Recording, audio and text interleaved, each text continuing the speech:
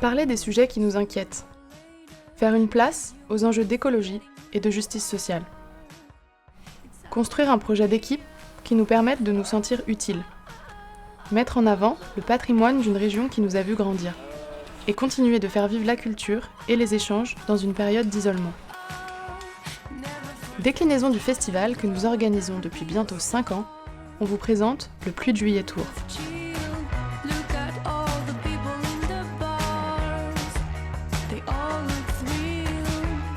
En fait, le Pluie de Juillet Tour, c'est une saison culturelle itinérante qui a lieu dans différents lieux du patrimoine normand.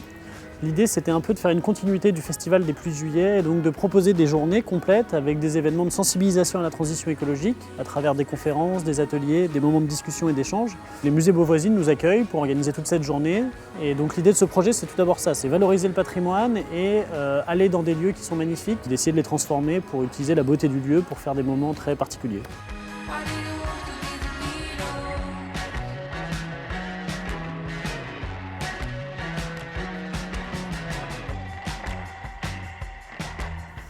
Enchanté Mathilde, merci de nous accueillir ici. Est-ce que vous pouvez nous expliquer un petit peu dans quel cadre on est reçu aujourd'hui dans cette belle journée ? Alors on reçoit le festival Pluie de Juillet en effet dans un cadre un petit peu particulier qui est celui des musées Beauvoisine, donc Muséum d'Histoire Naturelle et Musée des Antiquités de Rouen, qui ont fusionné maintenant depuis 1 an et demi.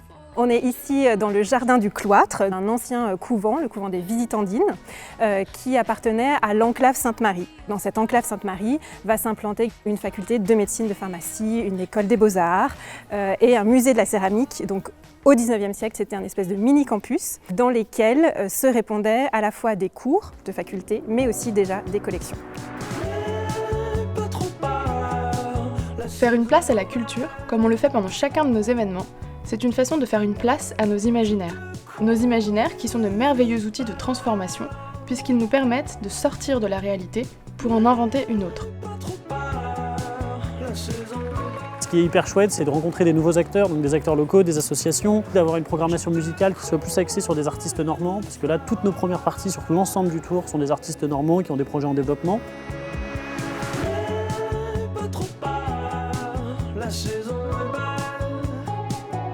Sur le Pluie de Juillet Tour, on est vachement chanceux parce qu'on a été très suivis dès le départ, notamment par la région Normandie. L'aspect patrimonial, transition écologique plaît beaucoup aux collectivités. C'est cet ensemble d'acteurs qui nous permet aussi de proposer une journée aussi ambitieuse.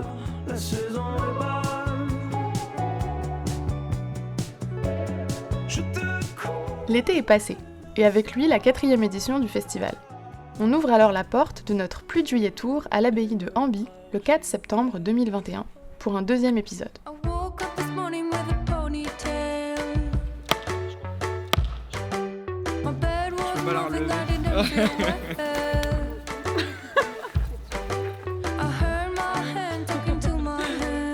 On devait commencer il y a 1 an à peu près, et puis avec le Covid, 1 report, 2 reports, 3 reports, et au final à chaque fois obligation de trouver des nouveaux lieux parce que changement de saison, donc on ne peut pas faire les mêmes concerts en hiver qu'en été, qu'en fin d'été. Et du coup avoir la chance de pouvoir être accueilli dans une abbaye comme ça, qui appartient au conseil départemental et qui soutient le projet, c'est génial quoi, c'est une chance absolue.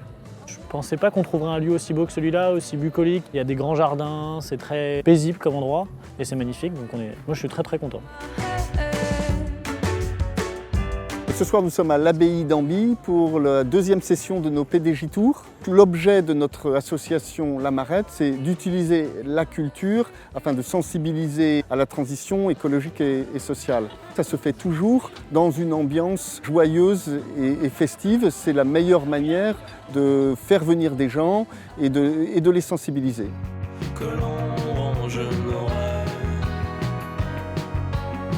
L'abbaye date du XIIe siècle, elle a été fondée en 1145 par Guillaume Penel qui était seigneur de Hamby.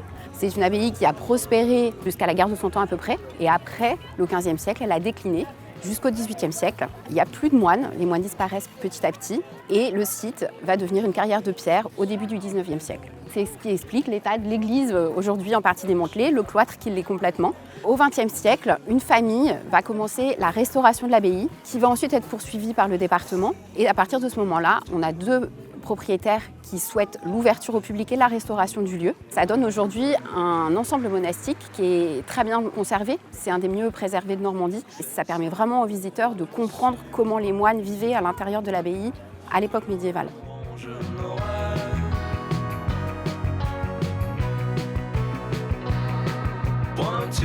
Avec l'opération Portrait, justement, on a recueilli déjà la parole des habitants. On a produit une exposition qui est présentée régulièrement dans différents endroits et on invite les gens à échanger sur le devenir du bocage.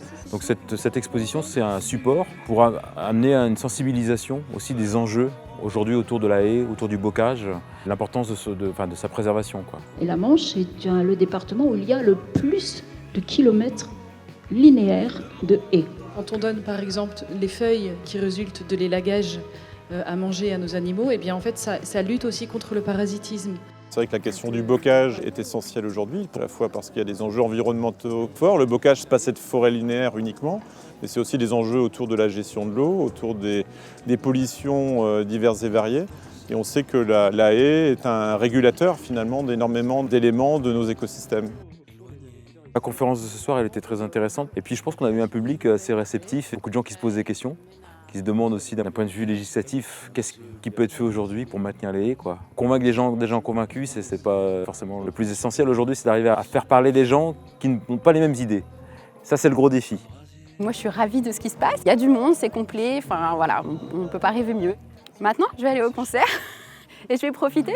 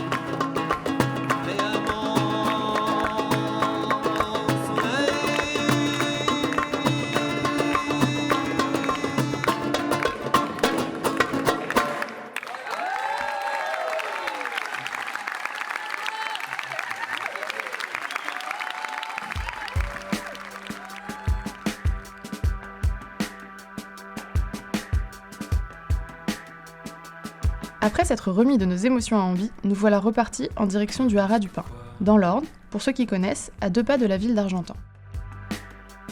Je t'ai toujours vu comme ça, avant déjà. Une journée type du PDJ Tour, ça consiste principalement à décharger un camion, monter une scène et un peu driver tout ce qui va se passer autour, où c'est qu'on place le bar, la restauration, essayer d'investir au mieux les lieux qui nous sont confiés à chaque fois, quoi. Vu que ce sont des lieux assez atypiques, qui ne sont pas forcément préparés à recevoir ce genre de spectacle, c'est pas des salles de concert. En fait, quand tu arrives dans des lieux du patrimoine qui ont 4-5 siècles et qui n'étaient pas tellement prévus pour recevoir des fly cases avec des enceintes et tout ça, tu te rends compte qu'une salle de concert, il y a des raisons pour lesquelles elle a été construite d'une manière ou pas d'une autre. Il y a toujours le même effet de débarquer dans un lieu magnifique, de l'investir une journée ou 2 journées et hop, de repartir.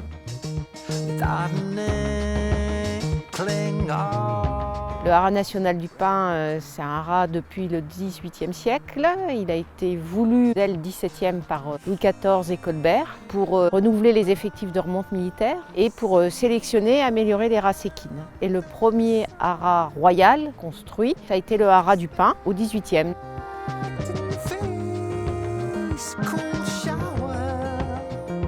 Pour la programmation, on travaille avec Mathieu. On a essayé de choisir des thématiques qui soient en lien soit avec le territoire. Par exemple, quand on était à Amby, on a décidé de faire une thématique sur les haies bocagères parce que dans la Manche, c'est une question qui est super importante d'un point de vue agricole, d'un point de vue environnement, d'un point de vue biodiversité. Et sinon aussi des thématiques qui sont liées au lieu directement qu'on investit. Donc aujourd'hui, la place du cheval dans la transition écologique, au haras du Pin, voilà, ça avait du sens selon nous. Mais ce qui est intéressant aussi, c'est que l'agriculture, au final, est le seul secteur qui peut capter du carbone et qui en capte naturellement, à travers notamment la photosynthèse des végétaux. Il y a aussi cette volonté d'être assez sobre dans nos pratiques artistiques et donc d'amener de la sobriété en faisant venir des projets qui peuvent se monter et se démonter assez facilement et qui demandent des moyens techniques et humains assez faibles. Le lieu est extrêmement beau, magnifique. On a fait des couscous qui s'annoncent être délicieux. Hugo est très très beau aujourd'hui et tout ça, je rayonne. Tout ça fait que ça va être parfait.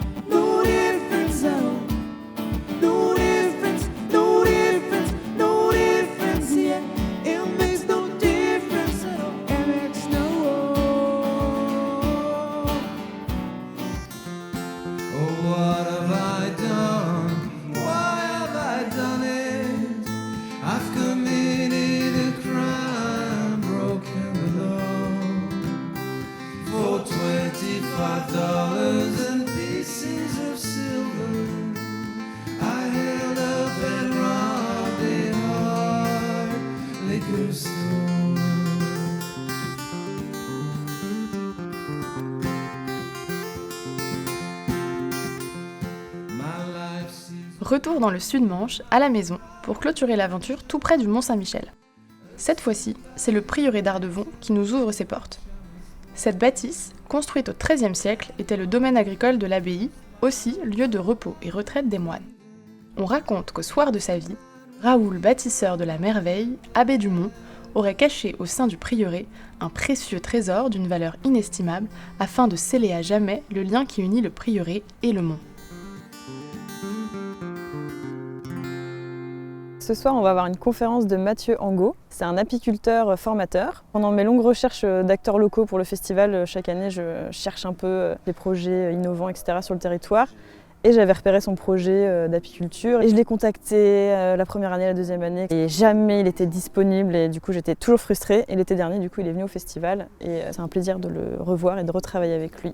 On a choisi de parler de la biodiversité, de comment la préserver. Donc il va nous parler de toute cette thématique-là à travers le prisme des abeilles, de la relation homme-abeille. J'ai commencé par venir à Rouen, puis ensuite à l'abbaye d'Amby et au Haras du Pin, magnifique, pour terminer en beauté au prieuré d'Ardevon. C'est le mix de la conférence.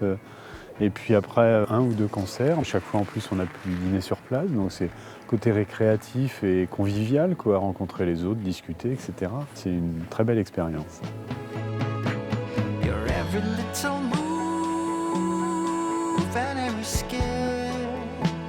Pour le PDJ Tour, j'ai aidé énormément, surtout sur la partie production, logistique, sur la recherche aussi de personnes qui puissent nous aider, donc les bénévoles, donc, ce qui est notamment mon travail au sein de l'association. Parce que j'ai apprécié ces moments un peu de rush où on court partout, mais qui, au final, on est un peu stressé et après on se relâche. C'est le moment de relâchement qui est cool, avec tout le monde, toute l'équipe, et de se féliciter aussi à la fin de la journée. Alors ce soir, je suis derrière le bar, je suis chef du bar. Alors tu vis comment? C'est assez marrant parce que c'est la première fois. Je suis en mode cadré, j'ai envie que tout se passe bien.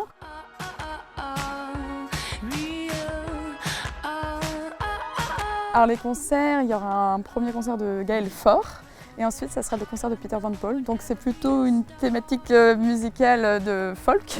On va dire que c'est plutôt mon style de musique, donc je suis assez contente de ces 2 artistes pour ce soir-là. T'as pas voulu vendre la terre, t'as pas voulu souiller son eau. Toi pas question de faire affaire avec les requins, les marteaux. T'as pas voulu courir le monde, toi tu le tiens. Moi j'avoue, j'ai un esprit défaitiste. Par exemple, quand je vois dans les médias ou sur les réseaux sociaux que par exemple à partir de telle date on pourra plus revenir en arrière, je n'arrive pas à réaliser. Les problèmes actuels m'angoissent beaucoup. Quand j'y pense, ça m'empêche aussi, ça peut m'empêcher de dormir, de savoir, de ne pas savoir ce que notre futur sera et se dire qu'on peut changer les choses. Je trouve ça beau comme message.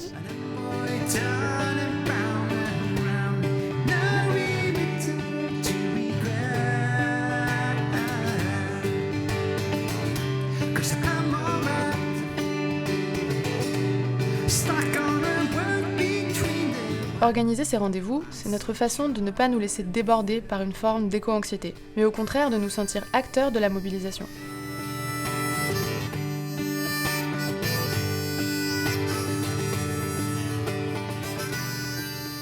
Se lancer dans l'organisation d'une saison itinérante en pleine pandémie, c'était finalement, à plein de niveaux, un vrai pari.